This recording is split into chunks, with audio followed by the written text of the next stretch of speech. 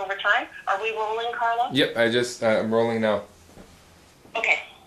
So, Chris, you've already been out there looking for things that you could sell. What was the turning point that made you think of, like, what got you interested in something that could speak more to the paranormal? Well, the funny thing is, like, I've always owned darker type of things from the age of 18. I've owned hearses, and it wasn't for the death aspect of them. It was just I love the craftsmanship, and they're kind of unique vehicles, and they kind of go deeper into that. You know, they demand respect when you see them. I mean, more so than like a fire truck or ambulance or police car.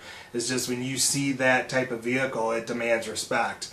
And I loved them for that aspect. I've had a couple caskets over the years, and it wasn't until about 6 years ago when I actually decided to further my education and get into psychology. I mean, everybody always came to me, friends and that, for help and questions, and I figured, you know, what better thing than to get a degree in psychology.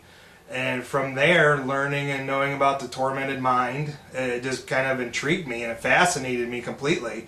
And I started to collect asylum antiques. What better thing to do than, you know, already being in the field and having the schooling in it. So I started collecting those antiques, and then found that, you know, that's a darker energy that's attached to those. It's a troubled energy. You know, a lot of the people were tortured with the devices. They were seen as inhumane treatment.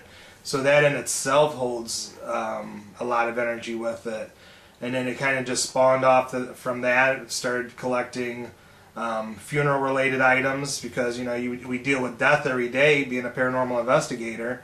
So it kind of goes hand in hand. Some people don't understand that concept, and, you know, they have their judgments of, you know, who you are as a person, but it's the farthest thing from the truth. Especially when, you know, the old saying is, you know, you can't judge a book by its cover, and that's very true in this field. You know, we all have our little niches and things that we like to do, and it kind of spawned from there. You know, having funeral related items, had attachments to them. I've always collected for the last 20 years antiques, and, you know, weird happenings would happen around them, and then finally just kind of put two and two together and realize that, you know, there are items that have energy, hauntings to them, for various reasons, whatever it may be. You know, the Nazi flag, for an example, the dark energy that holds, of what that represents, you know, and the tragedy that followed that. You know, I've got other items, like asylum. Hang on just a second. Let's go back to the antiques. Okay. Did you ever get a surprise when you would collect antiques? Were they collecting for you, or were you buying things hoping to sell them? And did you ever get sort of surprised that some antique that you bought, I don't know, you know, at a sale somewhere, seemed to make a difference in your house before you started looking specifically for paranormal things? And actually, I've had, okay, the answer to the question, you know, when I was antiquing, you know, up to 20 years ago, when I first started, it would be to, you know, collect things for myself. I'm a huge fan, and I'm in love with the Victorian era. I actually wish I was born back in the Victorian era. So it's just very prim, proper, very beautiful type of period in our history. So I'd look for those types of items. One, to collect, and then if I knew that I could get a good deal on something and turn a dollar, you know, absolutely I would do that. And up until I had met Amy, and she was talking about the hauntings in her house, I had activity in my house. So, you know, when you collect older things, I guess it's just kind of something that you assume is going to happen, or there's going to be an attachment to it when you collect any type of antiques, because there's history with it, especially an item that could be 100 years old or more. So I guess it was just something that I dealt with, I accepted, and I really didn't put a whole lot of thought into it until we started doing this as a group, and we started becoming good friends and started, you know, paranormal investigating. And then everything kind of started clicking together on what was going on with these items that I've had for a very long time and or sold for a very long time. Have you ever felt a sense of, seeing something outdoors, whether you're at a yard sale or, a flea market, an antique market or something, ever had something that you felt was called, like literally calling out to you, that there was something that was, that needed you to buy it? You know what I mean? Ever feel drawn to something sort of where you couldn't help yourself? Yeah, I mean, absolutely.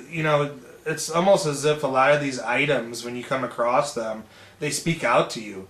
I mean, I've bought some bizarre stuff that is not necessarily my taste in things, is just because it spoke to me that I needed to have that item for whatever reason it was, and then to find out later that you're sleeping in bed at night and something's pulling on your pant leg, or something's pulling your covers, and it's just it's related to something that you just bought a couple days ago. But it's definitely stuff like that. And actually, the most recent thing would be the Nazi flag. Actually, we found that at the craziest of places. It was a gun show. We were looking for guns, and all of a sudden, this dealer had some Nazi items out, and my eye just went. He had a couple different flags that were Nazi related, but my eyes were drawn to that one flag.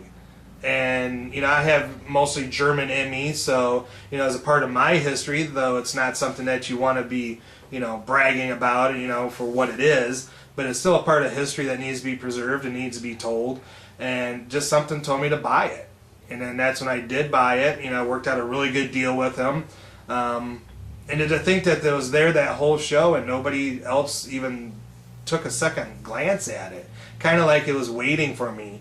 And then that night's when, for the next week after that, that's when some crazy stuff was happening in the house. And it took me a while to figure out what it was, because I even mentioned something to Carla. I was like, there's some weird stuff. I feel something walking around my bed. Something's tapping my toes at night, and I look and there's nothing there.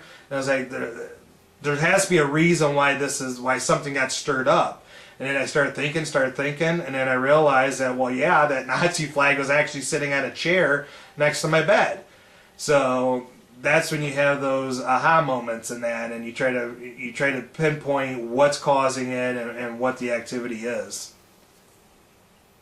Did you try to figure out what or who was attached to the flag? Did you use any of your tools as a paranormal investigator to investigate further? That I did not do, but I knew that whatever was attached to it, when I researched the flag itself, it would have hung in the office window of a high-ranking official of the Nazi Party. Mm-hmm. So I knew that in itself was enough for me. I didn't even have to research it any further. That's some serious negativity right there. So what I did is I was very respectful to the flag itself, and I folded it up nice and neat, and then I placed it in my cabinet with all my other oddities and weird things, and I put a bottle of holy water on top of it, and things kind of disappeared after that. What about selling things? Is there really a market for stuff that, it's sort of two questions. Whether there is really a good market for haunted items, and do you go out specifically looking for haunted items, or is it kind of a thing where you guys will be doing paranormal investigations all night in cold, dark places? To be able to go out picking sort of means the light of day, bright outdoors, and maybe you find some good stuff to sell. So are you looking for some good stuff to sell, or are you looking specifically for haunted items because there's a market to sell them? I think that's a really good question, actually, and it's two parts. We're always looking to, because we've always been into the antique aspect of everything, so we definitely look for something to sell. But when it has that, because we love the paranormal, we have a passion and dedication for it. So when we do find something that has some type of haunting to it, then that just makes it even better. When it comes to the market with it, there is a very strong but small market. It's kind of like when I explain to people like hearses. People, either you love them or hate them, and there are groups out there that are car collector groups that are just hearse related. everybody knows everybody, so it's kind of a small market with that. But there is a demand for it, and those people that get into those very unique and small type of collector fields, they want the best. They want the most unique. They want the most troublesome type of thing that you can find. So there is the market out there, but it's a small market. But the people that are in that market, they want to pay high dollar for their items. You know, I spent about 3 years looking for an asylum bed. It's just part of my collection I wanted. I wanted an original bed from an asylum, and I'm thinking, wow, that's going to be pretty impossible to find because it's just, you know, it's like funeral stuff. Asylum stuff is the same way. People don't want to be reminded of it, so they pitch it. They throw it away. So there's very little of it out there. So the only way that I was going to come across something like that is to find somebody that was a hardcore collector, or that was, what I came across was a demolition team that was contracted to tear down one of these outbuildings of this. It was the Norwich State Hospital in Norwich, Connecticut, the asylum up there, and they were contracted to tear down one of the older buildings that dated to 1905. And since they're a demolition team, guess what? They get to keep all the stuff that's in there. The copper, the steel, cell doors, chairs, whatever is left inside of that building, they get to keep, and then they repurpose it, they resell it. So I ended up hooking up with that demolition team, and I bought chairs, a dresser, doctor scale, electroshock machine, a bed, cell door, everything from this 1905 asylum that was just, would have been in any other terms just thrown out or scrapped, you know. So but it took me 3 years just to find that one item, and I was ecstatic when I actually came across it. You know, so there are collectors out there that kind of have that go-to thing, and then I go from thing to thing. The thing I wanted after that was I wanted a lobotomy kit, which was the chisel and the hammer that they did lobotomies with. It took forever to find one of those, but I found a set, and then I move on from there. You know, so I'm kind of what you would consider a high-end collector of the stuff.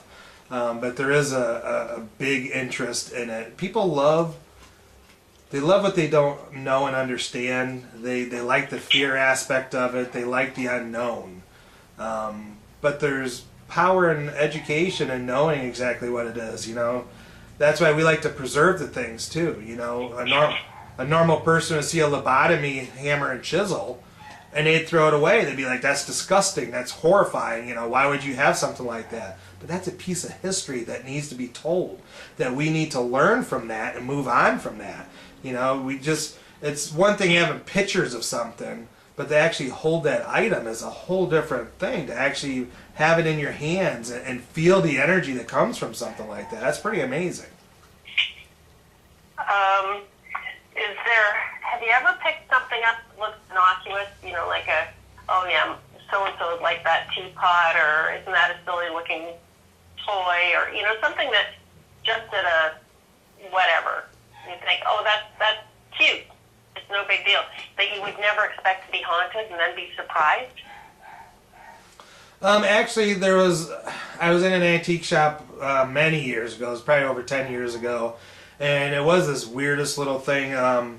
They're made in Japan. They're these little tiny cars, or tin cars, that they would have played with in the 40s or 50s. And one was like a detective car, and the other one was like a fire chief's car. They had some rust to them and all that, but I think it paid me like $15 a piece or something for them. And you know, brought them home, put them in my cabinet, and at that point, you know, you kind of hear, you get the feeling like somebody is watching you, and some odd things. And I'm a big thing on, usually with me the activity starts right away. So even though I have a collection of a lot of weird and bizarre and many items that I do have attachments to them, it's immediate with me with the items. So I know what to go to that I just purchased to see if that has something going on with it.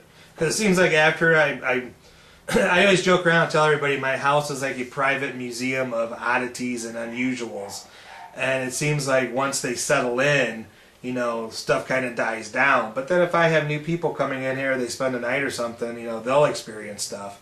But it's always pretty pretty quick for me to know if something I've just purchased has something attached to it. And that doesn't bother you? The things that you're bringing into the house?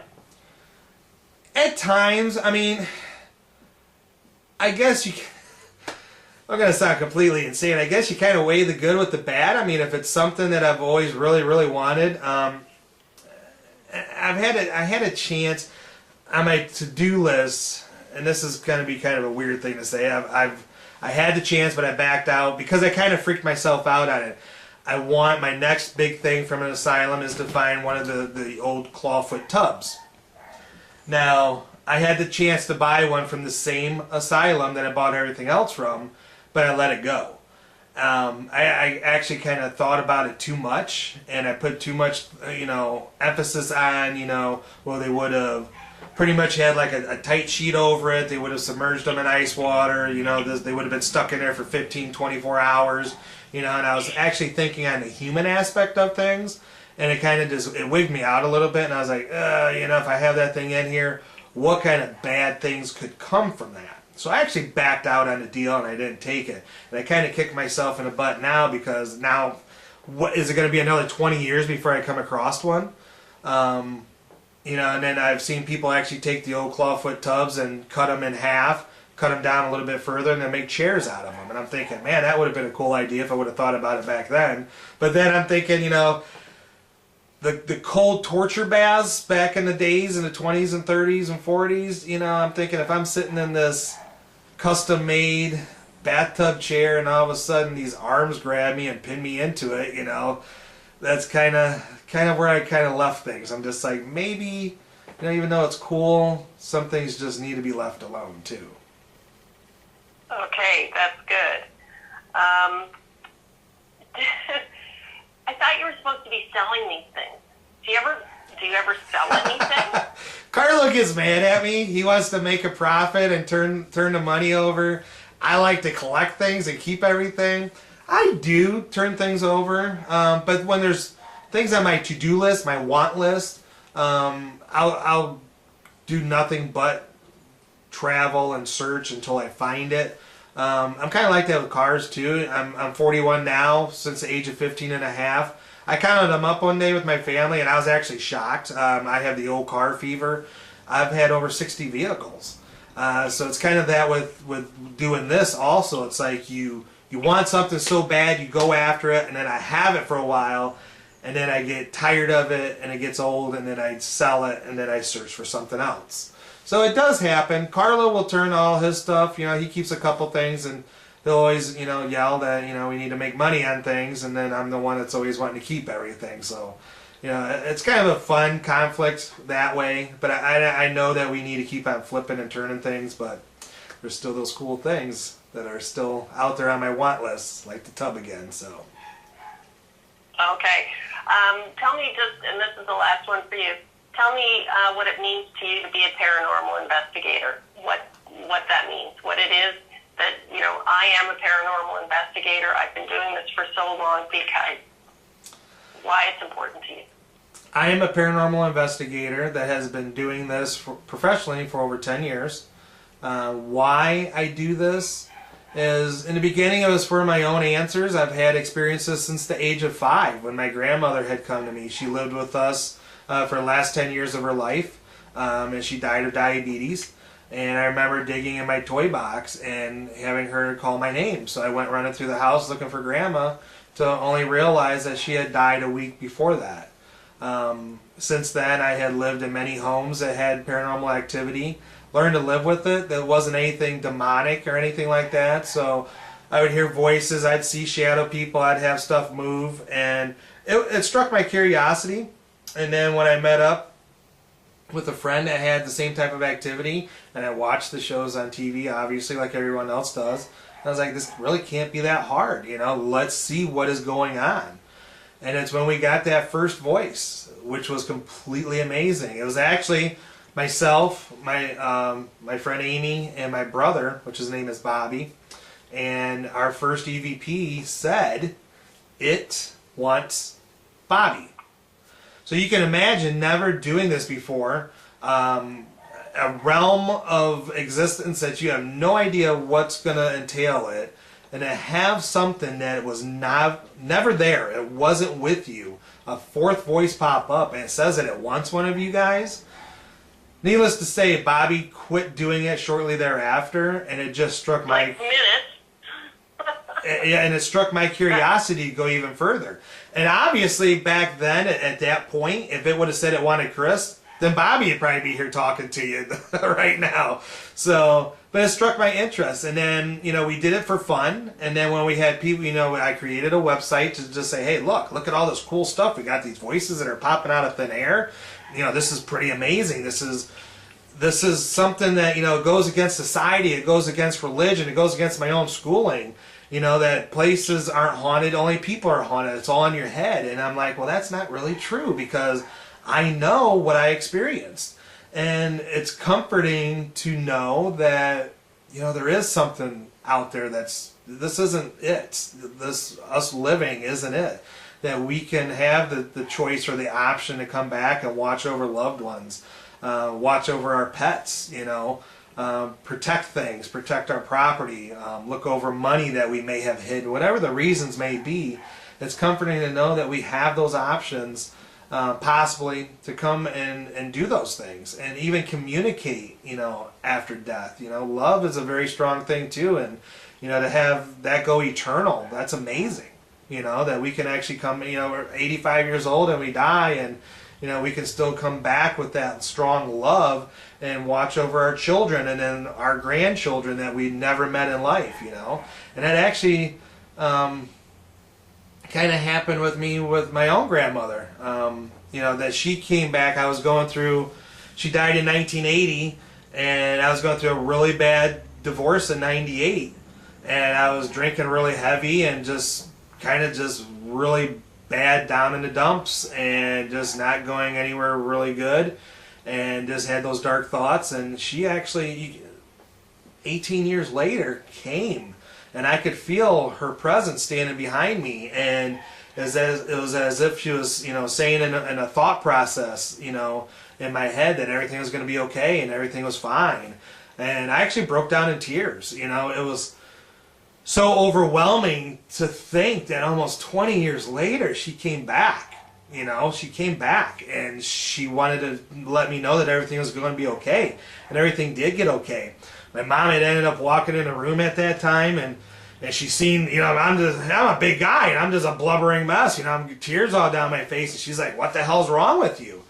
And I was like, oh, it's grandma, and she was in shock. And then my dad, of course, he is very, very cold-natured, very stern type of person. He's like, what the hell's his problem in there? And she kind of mentioned it to him, and he's like, he's a complete disbeliever in it, and he just kind of shot it down. And I'm just thinking, I know what I felt, I know what I heard, so I've been kind of fighting that too when it comes with family and everything. But I do it because it's an amazing field, to know that we can communicate with the dead. And we help families, we help people get resolutions, we help give people empowerment. And it's not just helping the living, we help the dead. We help them move on to a proverbial better place, whatever that may be for them. A lot of them are lost, a lot of them are confused. If the proverbial white light closes too fast for them, we help them understand that, and we help reopen that for them. When it comes to like children's spirits, most of our spirits that we deal with when it comes to kids, they say mommy all the time. They're asking for mommy. And the reason why that is, any child under the age of 10 or so, I'm a parent myself, I never taught my son about death. Why would you? That's kind of a morbid thing to do. A 10-year-old, hey, well, this is what's going to happen to you. So when they do die tragically at a very young age, they don't know what it is that they're experiencing. They still think they're alive. So we're a lot different than most teams, because we go on the psychological aspect, we go on an environmental aspect, we go into the history very deep, we get really close to our clients, and we help educate, and we help the living along with helping the dead. So, and that's what is the passion for me, is just to see all that stuff come together into a nice little, melting pot, and it keeps us going. Cool. Tell me, Roxy, did you record anything? Do you have any EVPs with Roxy? Oh yeah, I've had a lot of with Roxy. I always wanted a mid-50s hearse or ambulance, and found her on Craigslist, and I had such high expectations for this vehicle. This thing was it's just a wicked looking, very ominous type of looking vehicle. When you see it, you almost crap your pants because it's just, the huge front end, the big bullet bumpers on it, And I had really high expectations for this vehicle, thinking, oh man, it's going to be so cool to drive around. And then I realized at a certain point that it was going to cost about $50,000 to make it worth like $3,000. It just needed that much work. So it very quickly became a big driveway ornament, if you will. And we had some downtime one time. And being a ghost hunter already, I was like, you know what? Why don't I just go sit out in the back of the car and do some voice recordings? I don't know what prompted me to ever think about doing something like that. It was just like, hey, it's an old car. Hey, it's a hearse. Why not do it? And that's what I did. I went out there. It was probably like 9 o'clock at night, put a recorder down, and started recording, started asking simple questions, and actually got voices. And it was astonishing for me. I was so excited that I called Amy and Carlo immediately. Like, I hit the lotto. And I was like, oh my God, you guys aren't going to believe this. I got voices. I got voices out of the old 56. This is crazy. It's amazing. And then to think about the history of the car, why would there be voices? Well, this was... Back in the day, funeral homes would run ambulance service also, back in the 40s and 50s. Now, it was very expensive for a funeral home to buy a hearse and an ambulance. So the coach builders got very smart, and they made what they call a combination vehicle. So the back of the vehicle would have rollers in it that would flip over flat. So they could slide a casket in, or they could slide a gurney in. And instead of having the solid back windows, they were all glass. And then they would just have privacy shades that would be pulled forward, or they would pull up from the door sill for funerals and stuff like that. And this vehicle was used most of its life as an ambulance. Okay, so why would there be dead people? Okay, well, look at the history of ambulance service in the 50s when this was in use. It was basic first aid. So if you survived an accident, they're coming and they're putting gauze on you, and they're doing the splints on you, and they're doing the tourniquets on you, and that's pretty much it. If you were lucky enough to survive the trip to the hospital, then you'd have a little bit better treatment. But a lot of people died on the way to the hospital because they weren't equipped like the ambulances are today. So the death rate was extremely high. The last numbers that I saw on your average old ambulance hearse combination was like 300 to 400 people have died in the back of an average one. So that's a lot of deaths, and it's due to our technology back then versus our technology today. So. So, did you send Roxy move on to another place, or did you get to know anything about her? Roxy. The really funny thing with her, I learned that she was a 17-year-old girl. She had passed away in the ambulance. But with Roxy, all of her recordings were very distant. Far away, like in a tunnel. It was almost as if, except for a few that I have that are very prominent, very loud, but most of her recordings were very distant, like she was losing energy almost. Like she was losing her power. I left her be. It wasn't my place, even though it was my vehicle at the time. I left her be in there. It's kind of funny. It turned into like this catch-all after a while. I'd store stuff in it because it's a huge vehicle. Why not? And every time I'd open that door, to pull something in or pull something out, I'd always talk to her as if she was a human being living. And it was a comfortable type of thing that I had going on. There's a recording that I should send you that's really cool. I had my dog on the front porch, and he started whimpering. And he was whimpering really loud, and his name was Tucker. And I'm like, Tucker, stop it. Knock it off. And I'm digging in the back of Roxy, and then all of a sudden, you hear this female's voice go, stop it. Like she's yelling at my dog to stop whimpering. it's the craziest stuff. Actually, when I sold it on eBay, I sold it as haunted, to be quite honest with you. And the guy that ended, the second owner, the first guy, I don't know, he vanished for some reason, paid me full price, and he just vanished, couldn't get a hold of him anymore. So the second time I sold it, it was a guy in Maryland. I still have his name and everything, his number. And he's in love with it. He won't touch it. He won't sell it. If I wanted to buy it back, he wouldn't even consider throwing a price offer at me. But he knows that it's haunted, and she kind of stays with the car. So Cool. Great. Thank you, Chris. Now we have to put Carlo in the hot seat. all right, perfect. Let me pause this. Yeah.